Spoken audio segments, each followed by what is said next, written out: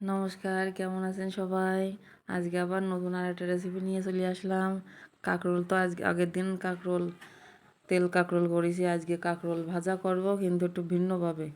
ছোটোবেলায় আমার ঠাকুমা কত করে খাওয়াইছে, তা মনে বললো যে ঠাকুমা সেই রেসিপিটা আজকে আপনাদের সাথে শেয়ার করি। সবাই এই রান্নাটা জানে না, তাই মনে ভাবলাম কি দেই বসে পড়ি রাঁধতে।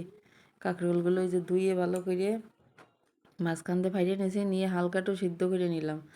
ওই কীরকম 3-4 মিনিট, নাই 5 মিনিট সিদ্ধ করে নিলাম, বেশি না, বেশি সিদ্ধ করা যাবে না। এবারে ওর মধ্যে মাঝখানের ওই বিচির অংশ আর জালি কাঁকরোল হলে ভালো হবে না। বিচির অংশ উঠোই নিচ্ছি, উঠোই নিয়ে এবার আসছে এই যে ছাড়াই নিচ্ছি।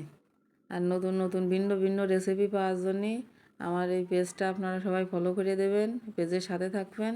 আর ভিন্ন যদি কোনো কিছু রান্না করে খাতে চান, সামনের পরের তরকারি থুইয়ে সেই তরকারি দিয়ে আমরা যা খাই তা বাদ দিয়ে যদি অন্য কিছু করে খাতে চান, তাহলে আমার এই পেজে এসে দেখতে পারেন যে কী দেখি খাওয়া যায়।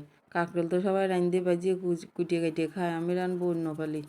এইভাবে দেখা গেলো অনেকেই জানে না। এবার সেই মধ্যের বিচিগুলো নিয়েছি, শক্ত বিচি আলাদা নেওয়া যাবে না। দিয়ে দিলাম একটু বেসন, আর একটু আলু কুচোই নিয়েছি ডাইসি, আর দিয়ে দিলাম একটা পেঁয়াজ কুচি, একটু লবণ, একটু হলুদ, আর একটুখানি রসুন বাটা। একটুখানিই দিছি, কিন্তু বেশি রসুন বাটা দিলাম না। আবার এই সব কিছু চটকাই নিচ্ছি, ভালো করে চটকাই নিয়ে ওর ভিতরে ভরিয়ে ভরিয়ে দেবো ভালো করে। ওই যে বাটির মতো বানাই নিছি, ওই বাটির মধ্যে ওইটা ভরিয়ে ভরিয়ে দেবো। দিয়ে ভালো করে একটু ঠাইসে ঠুইসে কায়দা করে দেবো। কায়দা করে দিয়ে সবগুলো এবার ভাজবো। তাই এবার কী আরবো জানো, তাই এরাম এর রাঁধতে খালি কিন্তু আমার কথা মনে এত্তি হবে না, আর বারবার শুধু এরম খাতে ইচ্ছে আসবে না। আর ওই যে কাঁটাটা কিন্তু ফেলিনি ভালো দেখানোর জন্যে। আবার তোমরা কইয়ে না যে কাঁটা রইছেও কি এরে খাবে না, ও কোনো সমস্যা হবে না। তারপরে আবার কি করা যায়, এইটা যদি এবার বেসনের গুলাইয়ে বেসনের মধ্যে চুবইয়ে নিয়ে ভাজা যায় তাও হয়, কিন্তু তা আমি ভাজবো না। সে ভাজতে গেলে শেষে হাঁটু সমান তেল দিতে হবে না, কড়াইতে দিয়ে ভাজতে হবে না। অত তেল বাপু খাবো না, এই অল্প তেলে ভাজে উঠোই। আর ভাজলে দেহেনে মোটেও তেল লাগবে না, এই যেরাম তেল দিছি এরম তেলই থেকে যাবে না, এতে তেল লাগে না। আর খালি বারবার খাতে ইচ্ছে আসবে। এ যে কী স্বাদ! আর রসুন বাটাটা অবশ্যই দিবে, রসুন বাটা না দিলে স্বাদ লাগে না। আর যদি নিরামিষ করে খাও সবাই কেউ, তাহলে আছে রসুন আর পেঁয়াজটা বাদ দিয়েই খাইয়ে নে। আর কি এর রাঁধতেছি সেটা সম্পূর্ণ ফলো, আরও এইভাবে রাঁধতে তোমরা খাবা, আর কমেন্টে আমার জানাবা খাইয়ে কিরাম লাগিছে।